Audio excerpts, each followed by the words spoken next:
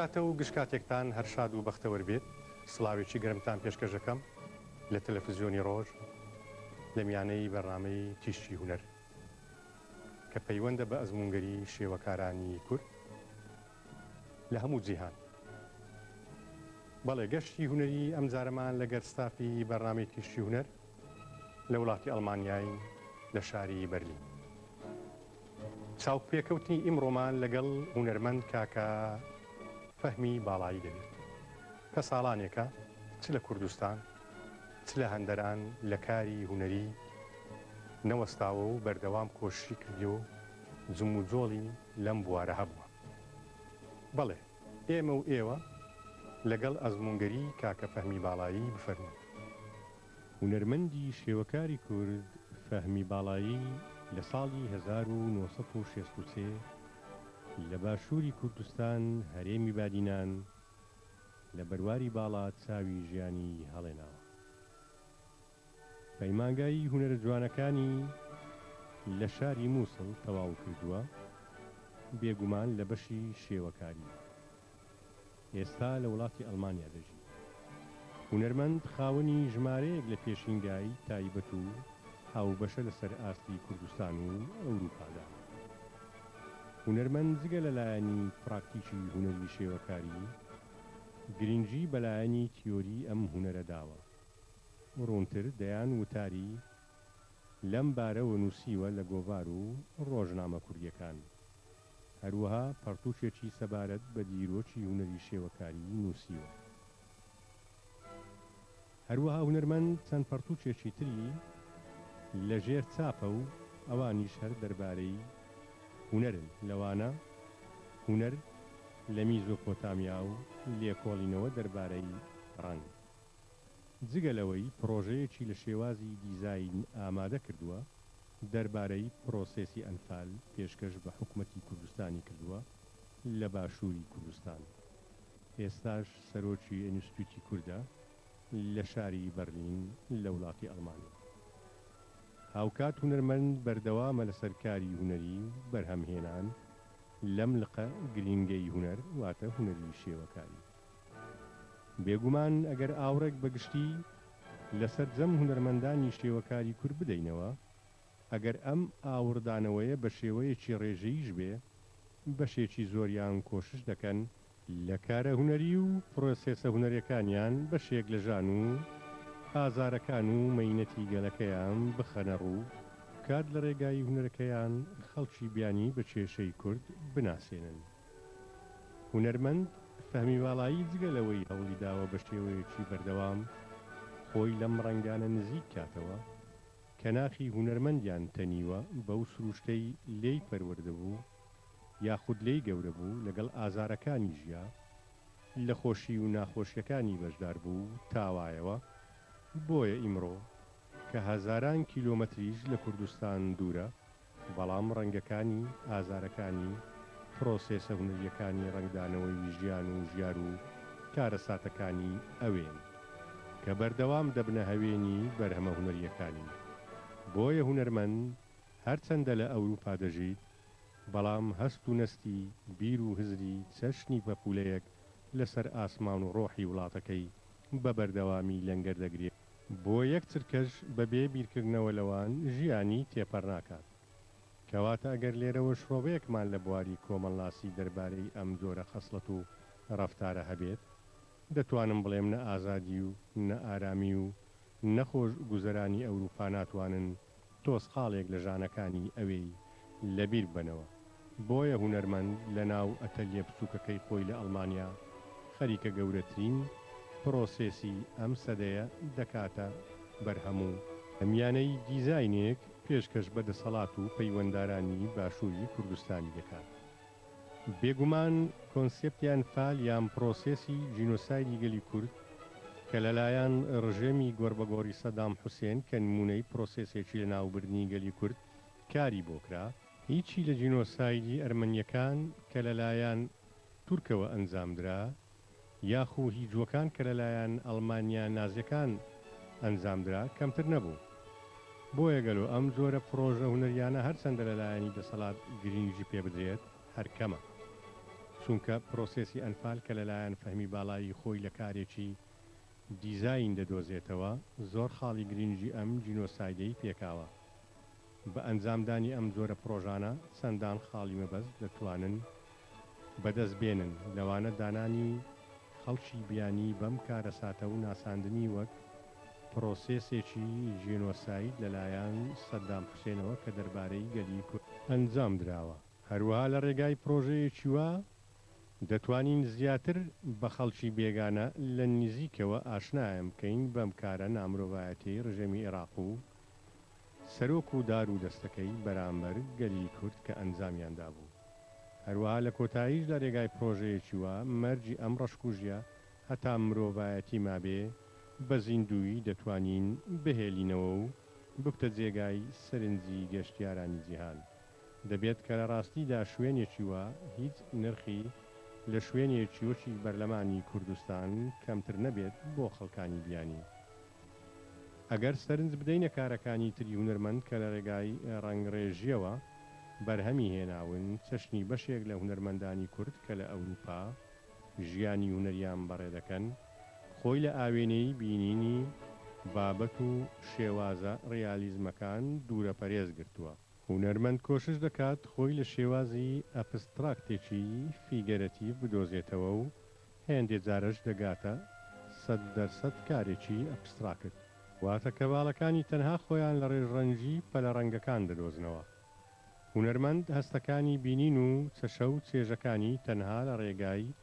ڕەنگەکان دەخەمڵێنێ. ئەم جۆرەش لە سۆز داڕێشتنی ڕەنگ ڕێژداری زیێدەتر لەلایەن هونەرمەندانێک بە ئەنجام دەگەن کە خاوەنی ڕازگۆیی بن لە بواری کاری هونەری و هەر لە ڕێگای ڕازگۆییشەوە کۆشش دەکەن گەلەکەیان بخەنە سەر ڕێگای بیرۆکەی ناسینی کێشە و شتەڕاستەکان و باوەڕبوون بە هێزی خۆیان لە پێناوی بەرجەستەکردنی دواڕۆژێکی بەهێز بۆ هونەرێکی خاوەن هەڵوێست و هاوچەرخ و مۆدێرن، واتە دوورە پەرێز خۆڕاگرتن لە شێوازەکانی هونەری ڕۆمانتیک بوەستێنن. ئەگەر لەباری سایکۆلۆژی و دەرونیەوە شڕۆڤەیەکمان هەبێ بۆ کارەکانی هونەرمەند فەهمی باڵایی، ئەوە دەکرێت بێژم دیمەنی سروشت و هەندێک لە فیگەر دەبنە هەناسەیەک لە تاراوگەی ڕەنگەکان. مرۆڤەکان ئەگەرچی بەکارێکی تێکشکاو ئەنجام دەدرێن، بەڵام هاوکات نمونەی گوڵێکی ڕوتن لەسەر ڕووی کەڤاڵەکان. تێمای بەرهەمەکانی دووبارەی نووسینەوە و وەڕژێڕانی جێپەنجە و پێڕەنجی هونەرمەندێکە کە یاسا و ڕێسای فەلسەفەیەکی زانستیانەی تێگەیشتنی ئەم هونەرن. هەستی بینین لەلایەن هونەرمەند زۆرێکە لە ئۆرکسترای ڕەنگەکان، بابەتیش زۆرێکە لە دابەشکردنی پەلە ڕەنگەکان و سۆلۆی پاڵەوانی بابەتەکانی پێکدەهێنن. لە کۆتاییش لە هەر بەرهەمێکی سەرجەم پێکهاتەی سەرکەڤاڵەکە دەکاتە هاواری بەرهەمێکی هونەری هونەرمەند لە هەست و بۆن و گرێدانی جۆرە بابەت و کێشەیەک کە هەردەم دووبارەی بۆن و بەراوی خۆیان دەکەنەوە لەلایەن هونەرمەند، بە شێوەیەکی تایبەت و لەلایەنی تەماشابانیش بە شێوەیەکی گشتی. لە کۆتایی هەر بەرهەمێکیشی دووبارە هونەرمەند بە شێوەیەکی هەستی دەمانگەڕێنێتەوە سەر ئەم سۆزەی کە هەرچەندە هونەرمەندان کارەکانیان یان پرۆسێس و پرۆژە هونەریەکانیان لە هەندەران بە ئەنجام بگەێنن، بەڵام لە ئاکام تاوانەوەیان لە ناو تەمی تاراوگە شتێکی ئەستەمە ڕوونتر ڕۆحی بابەت و ئاگری ڕەنگەکان لە هەڵگری کەشکۆڵێکن لە سروشتێکی شێوا و لە ژەنجی بەردەکانی کوردستان، لە سووتانی ڕەز و باغ و بیستانەکان، لە کانیاوە سەرداخراوەکان، لە کۆمەڵکژی و زیندە بەساڵی زارۆک و ژن و پیرەکان کە هونەرمەند بەردەوام خەریکە لە ڕێگای بەگەڕهێنانی هزر و دووبارەی ئەم بیرە وەریە تاڵانە لە ڕێگای پرۆژە هونەریەکان خەریکی زیندووکردنەوەیان دەدات، وەک بێوێت دڕچی ئەم ئازارانە لە ناخیان دەربهێنێت و بەرە و هەڵدێریان ببات و بیان نێژێت. لە کۆتایی تەنها دەمەوێت بڵێم گەلۆ تەنها ئەم زۆرە لە کاری هونەری و پرۆسێس و تێمای هونەری پێویستی بەکاری پراکتیکی هونەری شێوەکاری نابێت بۆ مەبەستی سەرکەوتنی پرۆسێسەکە، بەڵکو هزرێکی خاوەن دیسپلین و بەهێز و خۆڕاگر و باوڕێکی بەتێنی هونەرمەندیشی پێویستە کە لە تەنیشتی بوەستێت و ببتە پاڵپشتی پرۆسێسە هونەریەکە بۆ گەیاندنی بەلووتکەکانی سەرکەوتنی پرۆسێسەکە. واتە ڕوونتر لێرە دەکرێت بێژم هیچ پرۆسێسێکی هونەری لە ئاکام سەرکەوتن ناهێنێ ئەگەر تەنها پرۆژە هونەریەکە لەژێر تەوژمی بەرژەوەندێکی تایبەتی خودی هونەرمەند بێت، بەڵکو پرۆسێسی هونەری و پرۆژە کارکردنی هونەری دەبێت 100% دوورە پەرێز لە بەرژەوەندی خودی هونەرمەند خۆیان بدۆزنەوە، بۆ ئەوەی لە ئاکام کارە هونەریەکان نەبنە چەشنی ماشینێکی ئەلکترۆنی لە بواری بەرهەمهێنان کە دوور بن لەلایەنەکانی هەستی مرۆڤایەتی نمونەی هەستی بینین و جوانزانی ئێستاتێکا و ڕەنگدانەوە دەرونیەکانی تایبەتی خودی هونەرمەند.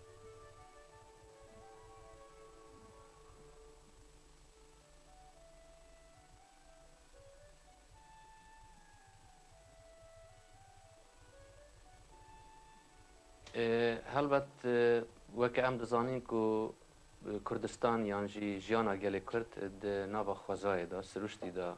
دەست پێکردیە و لێرێژیایە بە درێژیە هەزاران ساڵین پێش زاین و تانها ئەف باندورا سروشت یانجی خوازا لەسەر کەسێک کورد تاکە کەسێک کورد بە تایبەت ئەو کەسێک و ڕامانێکە ئافراندنێ هەبێتن سەر وی پەیدا کردیە ئەس بخوا وەکە یەکەم جار گوندین کوردستانێدا د چارچوبا ژیانەکە gelek dijwar da di hêriş û şer û koçberî û xezanî û her tiştî da min xwedît di nava siruştî da wê demê weke zarokîniya her kurdekî di qonaxên xwe yên siruştî da derbas nebû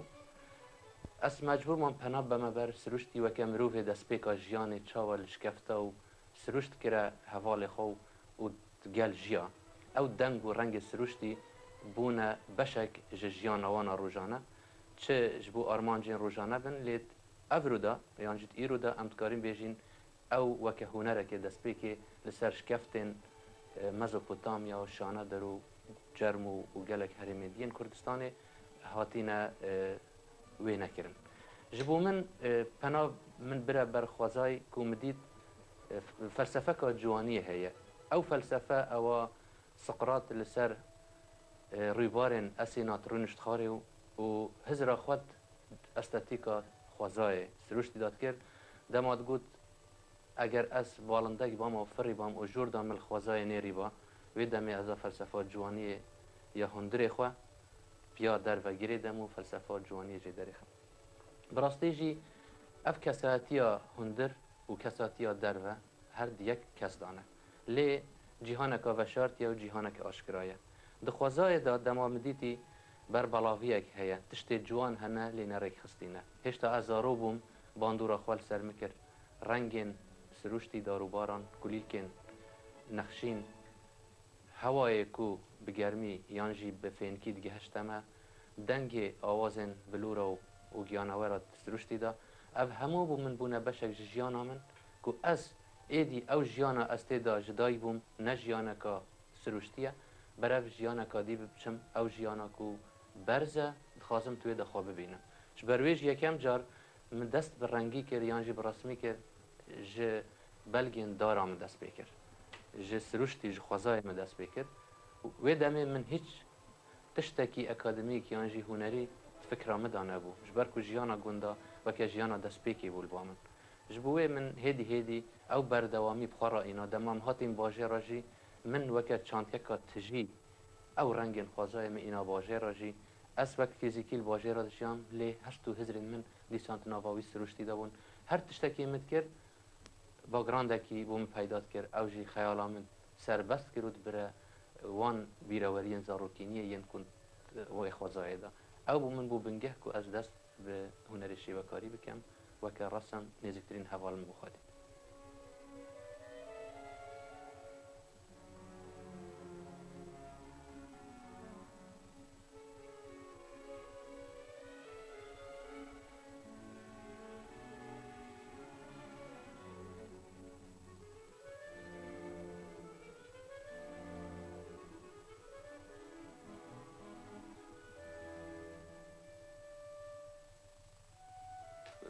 وەک نیگارکێشیە یان jî şêvekarî berdewam digel mijiya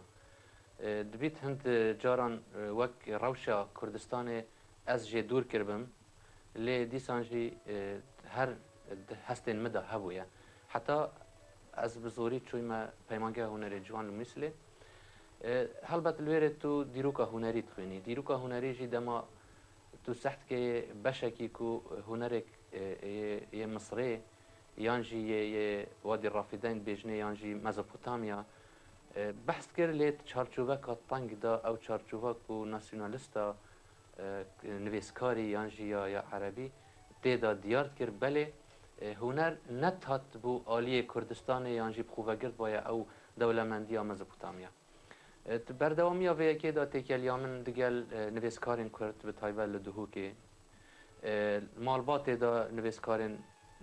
ما وک امتم پرانی وک برایت من یانجی وک جند مال دا ما چند کس هنه کو پیسنا که ناویوان بیجم لی ام نزیک 5-6 کس تووار نویسین دا پتر تکیلیامه هبو ما کار اکودو دیت نویسین اکودو وکی چوا وانجی کار من هنری وکه تابلو دیکن هفت جالیه دی وکه ام بزانین کو د کردستان باشور دا هنت زمان پیچک آزادی یک هبو لی تو گرب آلیه سمبولیک یانجی شهرزایک نزیک به بایش بر روشا پولیتیکی روشا کو سیستم لسر ما فرض کرد وکی هر پارچه که کردستانه لی هنت روزنامه و گوار هبون وکه بیان روشنبیری نوی وکه بزاف یانجی پاشکوی عراق چند روزنامه و گوارین کردی هاوکاری هبون ام د سال 82 دا 82 من هنت نویسین د روزنامه هاوکاری دا بالاف کردن اوت کووارانجی دا هر چند بیت آستیوان دوک دست پیک بیتن وکی همین روشنبیرین کو دست پید کج دست پیکی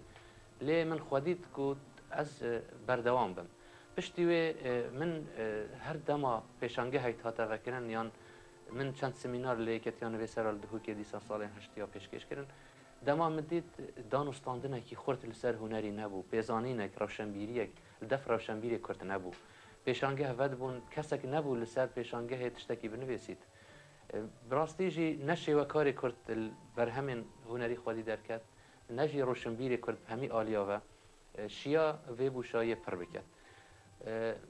البته او بوشایی مروی پال دتویه که تو اج آلیه تیوری وش آلیه پرکتیک بشه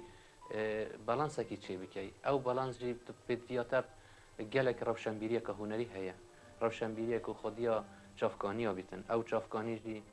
هلبت البردست منینن اگر هبن جی چارچوبه کرینه گلک تنگن یان جی اگر یکی سر دیرو که هرم نویسی بیتن یا هنری کسین بیانینه آرکولوژن یان او کسین کو کرد تناوا کرد خدا کسی وصل نبوده بوم بیت جدرک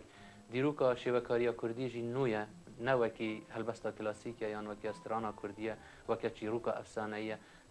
وکی شاهی و گووندایه اوه تشتکی نویه وکی چاو شانو تشتکی نو دیگل به تو پیدویه هندک قربانیا بده وقت خواب دم خواب معنوی مادی دا بشه بگه هیوی آرمانجی جبوه جی بتایبت پشتی از هاتی مدرود کو نطو پینجی از هاتن لأوروپا مدید براستی جی بزاوه که مازن هیه هر کار و خبات من ده سازین هنری دا وکه اکادمیا کردی وکه انستitوت کردی وکه تلفزیون کردی وکه مد تیوی دمه هبویا روزنامه گوار هبون سمینار بردوام هبون کنفرانس روشنبیری چید بون تکلی یک چی بو کو ام بشین بله خوب پر نبلاف کین وکه روشنبیرین ما هنرمندین ما خل سرگلک آلیا بلاف کن براستی مخابن او جه کیماسیه که پیدا کن هر د کار و خبات ویدا هر جید دوی روشه دا یان وی بشه دا اوکو مروف لسر کار دکتن من تنه خود چارچوبا آلی شیوکاری دادید ایدی اش آلی رخنی و رنگ و لیکولین شروع تابلو یان دیروکا هنری من دست بکر و تنها براستی از شیام پرتوکه که پشتی 6 سالان لسر دیروکا شیوکاری کردستانه که هر 4 پارچین کردستانه دست بکر هرش دولت دوستکی مروانی و حتی تهت شرفخان بدلیسی و میناتور سال هفدان او برف پارچه اندین کردستان چیتنو دست بکر سال بیستان کسین وکه عثمان بگو و عزیز سلیم و دانیال قصاب و کسین دی کد باشور کردستان ده خودی رول بونه ده با کرد عبدال خان و شرف خان چوا بونه وکه هنره کی چوا بهزاد فارس بویا خواندنگی هک چاوا یحیی الواسطی بویا خواندنگی هک عربی واسا شرف خان بدیسی جی توی چارچوبه دال سر همان ستیل شیاب بیتا بنگه 20 تابلوات شرفنامه دا بالا بکد و اوجش دست خط و کارنی پشتی هجا عبدالرقیب یوسف شروع و لکولینه که گلک مازن خو زحمت دای کو دیار کری بله اف تابلوین هنرمنده کی کردن اوجی دیروک نویسه کی کردی نافدار و که شرف خانه بدلیسی هدی از هاتم تناوا هنرکی نودا دما من چافکانی بیانی دیتین دما من پرتوی خانه دیتین پتر اسنیزی بوم از گشت موی باره کو دما بلسر هنری ماتیس دما چویا مغرب و گوتی دولمندی گوی هرمی های پیدوی اسوی بین ما پاریس و فاویزم لسر دانا پیشیه گلک هرجی هاد نسر لی اوی دست بکر وصا امجی تناوا وی هرمی دادجین چاوا هرم که مزپوتامیا دولمند و بشکی هری مازن کو کردستان بخواد گریتن ایرو او بویا وکه پرکی ده هرشن کو هر سردما زینفونیو و حتی اسکندر مازن و حتی شر خاچ پاریسان کو ج هرم مزپوتامیا وکه پرکی کنداف یانجی چویا گریک لور وک فلسفه باندورا خو کری و پشتی و او هنر هاتی و روما و رنسانس دا شیای اوروپا بخواه مفای جوه دولمندی مزپوتامیا ور بگیرید هر جعالی هنری جعالی یاسای جعالی شارستانیت جعالی پیشتا چونا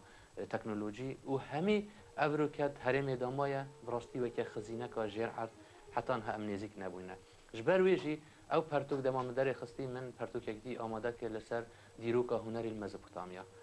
تایبت جی مزپوتامیا میکره دو بشای کو چیای زاگروس و هرم قوت گیرید او کل باکور حتی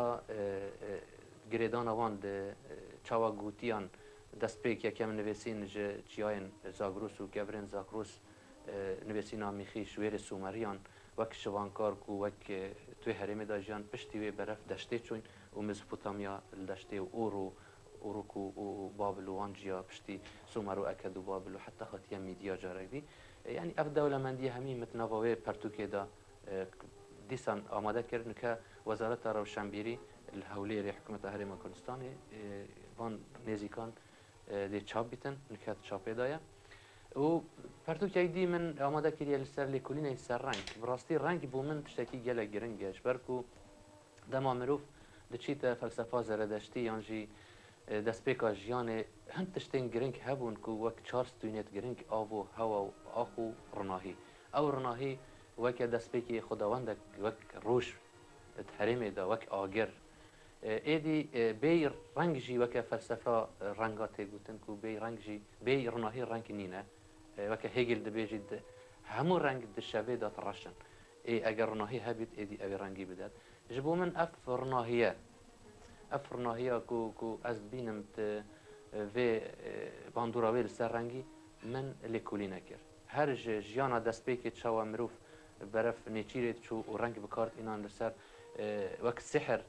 تشتیجی ترسا رسم کرد و بو نیچیری بکار اینا حتی گهشتی نقشین گالری ین کردی و ین روشالات ناوین به تایبت دناوا مالن کردی دا گلک رنگ الجوان هنه وکن نقشین محفوره وکر نقشین چاندکا نقشین کل دیوار هلایستی یت جلو کنجا و جلای تشتیدی کرداب کار اینانه لی جبوک و حتی هلی کوین اگه نهات یکرن گلک گلیدی نتویدی بخوره برینه افش آلیه دی مثلا زانستیل سر رنگ تو دهی هر نتوکی سمبولک هیت رنگادا هر اولکی سمبولک هیا هر کسکی سمبولک هیا حتی تیت هنرمند هر هنرمندک هر تاک کسک جی بچاوین خواه باندوره کی رنگ کی سر هيا هستت خدا هستت هندرين دا خوشيه بيت كات هسته بيت كات و دمه متخاص اس و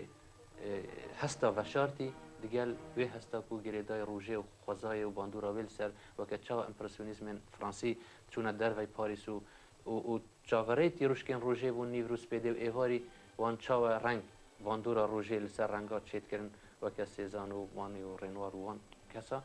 دیسان مجی دویا اسوی لکولین سررنگان ها بردوام اصل سر برف داویت هتن لی اصل لازلی ناکم تاکو دمای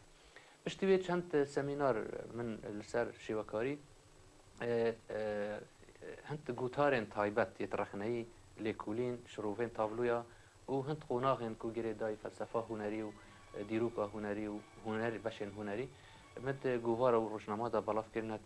مالپرین اینترنت دا بالاف بونه دیگه لویجی گلک ریپورتاج هات نکردن به عربی به کردی به زمان دی بالاف بونه بل تیپین لاتینی جی د گوهارا متین کل دهو که درد کبید گوهارا کارو شنبیریه او برز محسن خوشان وک سرنویسر وصا ما اتفاق کریه کود هر جماره که دا وکه گوشه کی تایبت لسر شیوکاری از بنویسینم نها از بردام لسروی هر جمارک یک گوتار لسر هنر شیوکاری بتنه تنویسین اود گوارا پیودا دیسان نیوون و چند گواره دی الدرو و کردستانی وک آواشین لستوکولمی و روزنامه و گواره دی بردام از نویسینا لسر بیکاری دیگه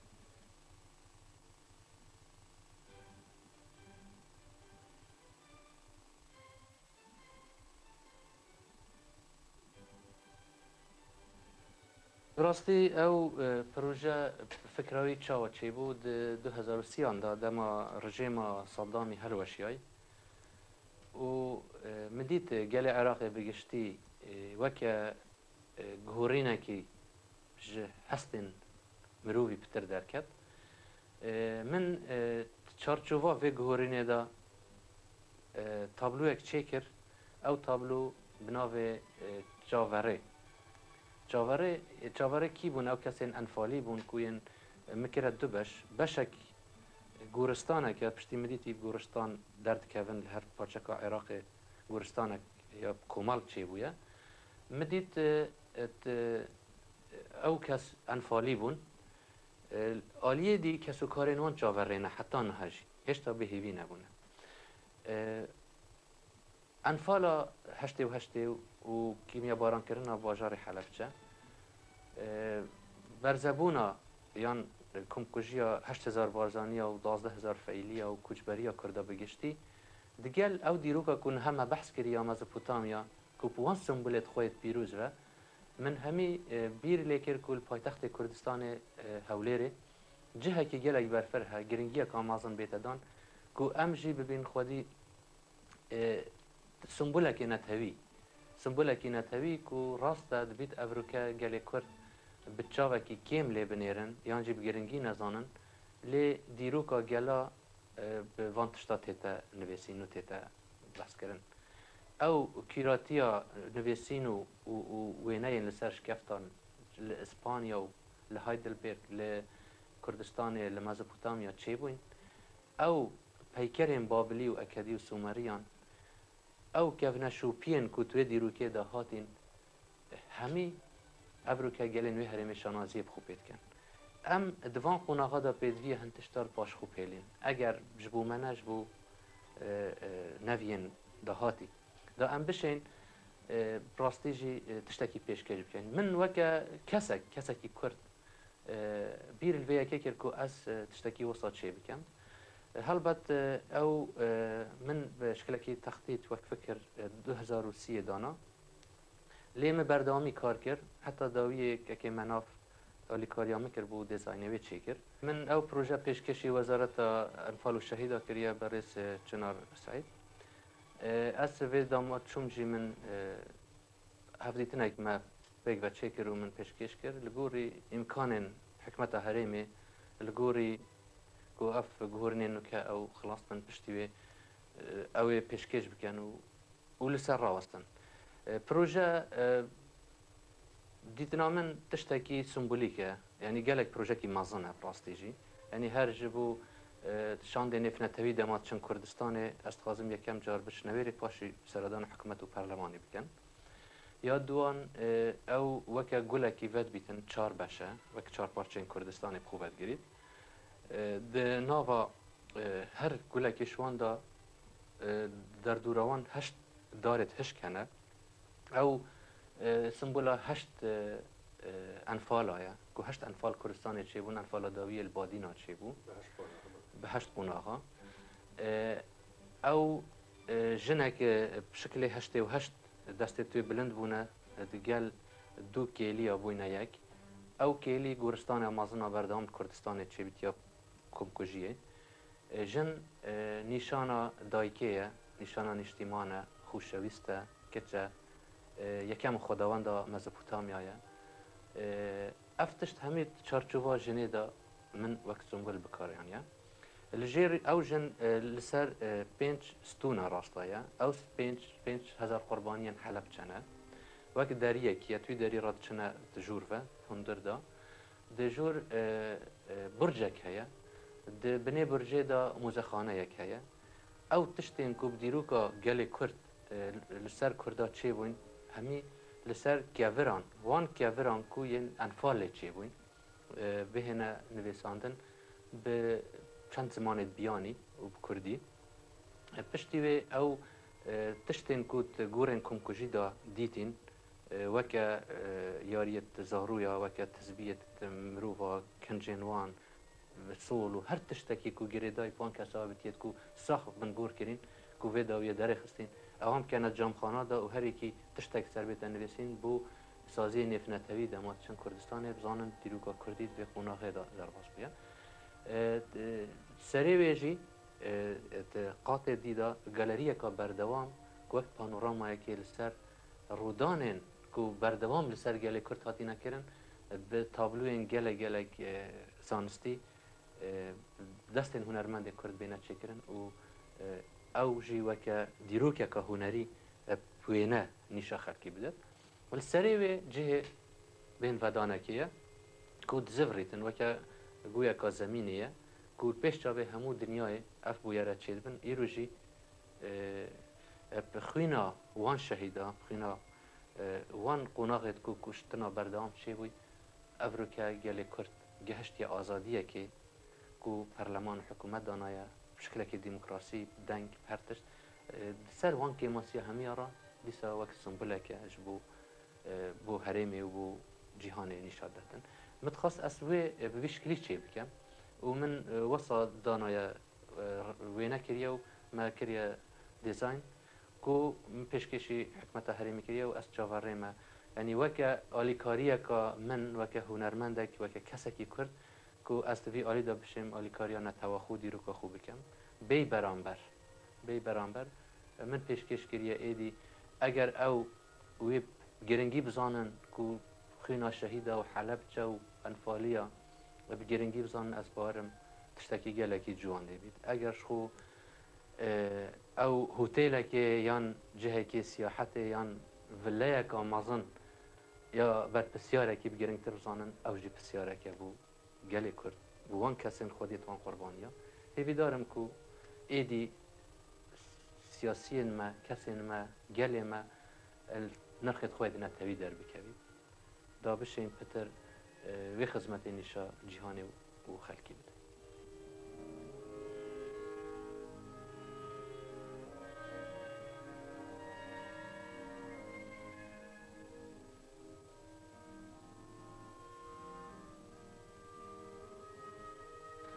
براستی اف پرسکی گله گرنگه لی بدویه امبری بین سر ناواروکا پرسه هند مثلا دیروکی بحث بکنید هلبت جواکا کردی به شوکی تایبتی یعنی جواکا روجهلات ناوین بگشتی کتی هند بن هند باندور پیش پاجومانا جواکی باندورا اولی وک آین دین باندورا سیاسی یا کو ندرست اوه همی گل پاجومانا جواکی شیان هند تشتا بگهینن قناغت خو بشكل كي لنك او جي نجهشتينا حتى انها امشين بيجين لي ديسان وكا تشافكانيا يبوما ماينا يا ديجي سترانو بطيبت ام بين سر افسانه وسترانو تشيروكن دريش بدفكي جالي كرت هاتنا فاغو هاستن جبركو روجانا كومبونن وانن جواكا كردي وسط خاص لغوندا يانجي المالكي يانجي المالا كسكي نافدار لما كوم دبون سرهات يك تشيروكك و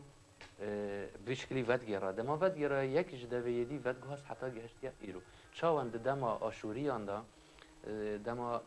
قهرمانی یک تکر او قهرمان بشكل که افسانهی چید کرو و تکره پیکر یان جی تکره وینه وصا د کردواری جدا قهرمان اوینداری هبون، قهرمان میرخاص هبون یه برخوادان کرین. حتی او کسی دناو عشیره دا یک دو کشتی اوجی کرنا قهرمان. حتی او کسی جنگ کشتی کریه قهرمان. یعنی همه تشتا هندستران باشی نباشی کردا گوتی نه و گوهاستی نه. کسین کو داگیر کردن کردستان کرینه مروین کلک سروک و ریبر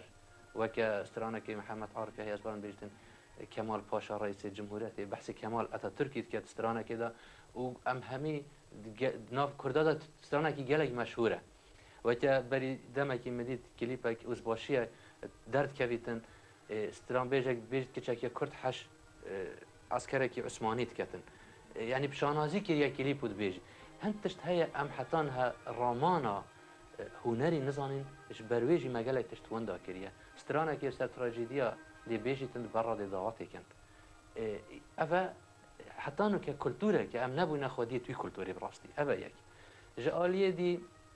ام بخازي نخازين شعر كلاسيك بتر او كاسي نبسين وكا فقيه طيران وكا خاني جزيري باتي حاجي قادري كوي نالي اخول اوان هميا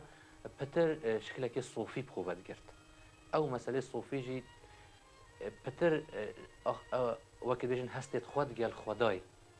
اوينا خو عشق خود قال خزايد قال هر تشتي بخداي بقريد ده ودم جواكك يكو اولدار هلبت دي عشق نزيكي في اكي بيتن اوجد تمزقفتا دال دف مالا دف درويشا هاتنا باراستن و ملوديك جي راحت دانندن وكي رتمك او رتم زيت هاتا گهداری کرن او زی بلاف دبو دبیرورین اولی دا دجواکا دا درویش دگریان اوه همی دیسا کلاسیکا کردی جی بخواهایینا بلکو موزیک ایک جیته دا هبو وکا قافیکی یان موزیک او دگلوی رتمه تشیان زی ور بگرن زی ببیت ملودی زی گوهد خلکی هست بی بکن آلیه شانو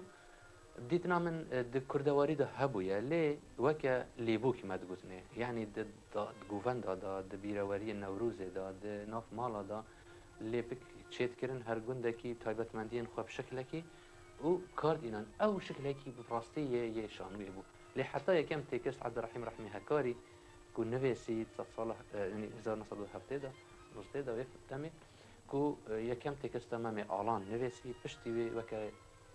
شانو کانویا کردی دست میکرد شانو حتی اگر هاد بیت کرن جی جنه یان کچه رول تیدا ندید بوی او جی باندورا اولی و جواکی بویا هدی میر رول جنه دید حتی شیا با شانو که پیشکش کرد تاکو وداویه هند پیمانگه و اکادمی و بون لی دیسان جی نل گوری نادمه یا که ابروکه جیهانگیری یان جی علمه برف و تکنیکانی روش پیش چید هشتا ام تخوناخه که گلک دور دماینه از بارم جواک هدی برف پاش چی نه برف پیش جبر کو هبونا پیمانگه هال هر باجه را که نزدیک 200 یا 100 کچ تیدا کار دکن و اول نویرن شانوه که دا کار بکن یعنی بشکل که گلک ریجهیه که کم اوجی مالویرانیه که براستی مثلا شیوکاری وکی هم گوتی باندورا اولی گلک هبویه کو هلبت آیات که قرآنی از بارم سورة المائده تشکی وصا اشارت کرد کو رسم حرام کردن جبر چه حرام کرد اگر ام بین فلسفه و دمه کو دما پیکر چیت کرنو خداوند جبو خود چیت کرنو خوبالولات و عزا و گلک دی و پشتی ابراهیم پیغمبر هاتی و پشتی محمد هاتی کو او پیکر همی تک داین و اولا اسلام بلاف بوی کو شرکش بو چکرنا خدای چینا بیتن پیکر رسم بیتا چکرن لی او بخواه براستی وکه کو چافکانی جمال الدین افغانی بیجتن تشتکی گلکی جوانه بیجتن خودی حج جوانیت کتن هنر جی تشتکی جوانه جبرویجی او جوانی بلا هبید یعنی او وسط تفسیر کرد بیت اسناد گلوی ما کو وینا یان رسم حرامه حتی محمد عبدجی و اشارات کتید بیجتن بله رسم صوره الدف اسلامي نه حرامه لی پیکر توی دمه داشت بو فلسفه و دمه شریک چه نکرد بو خوده و هرش سر اسلام او مترسید زانیش برویجید گوت امتن خدای کی پیغمبر کی قرآن کی امتکین منهاج خول سروی پریوت چید او جی فلسفه و دمه بو جبو و دمه باش بو لی ایرو باندورا خو سر کردا پتر کریه جه وی خلکی وی هرمی شبه جزیره عربی وکی نمونه یکی وکی واسطی 100 سال 13 دا رسم چیکر لی وان نگود حرامه هنر اسلامی ابرو بویا ستیل کی جهانی جدا یعنی حتی هنرمند اوروپی چون المانت اسلامی کارت این وکی مگود ماتیس حتی کان دنسکی سر مسترین ابستراکت چویا سردان کریه و کو مفاجوه یکی ورگرتیه ام ابرو بیجین اوه حرامه حتی نکجی گلگ هرمت کردستان دا تشکی گلگی نظم سحتیانه رسمی و دم دماتو رسم یان شانو یان بوی آوای نزیک دبی هلبت قوناغت خویت سرشتی دا در باس نابید تشتکی بخوه نا اینید که توی قوناغت دا لیکولینه کی فرها برامانه کی آزاد سر بکی اوه همیش آلیه کی وش آلیه دی نبونا چافکانیا نبونا متریالا نبونا بنگهن هنری به تایبت کردستان اجبر کل هر چهار پاچه دم از بحث کم اف باندوره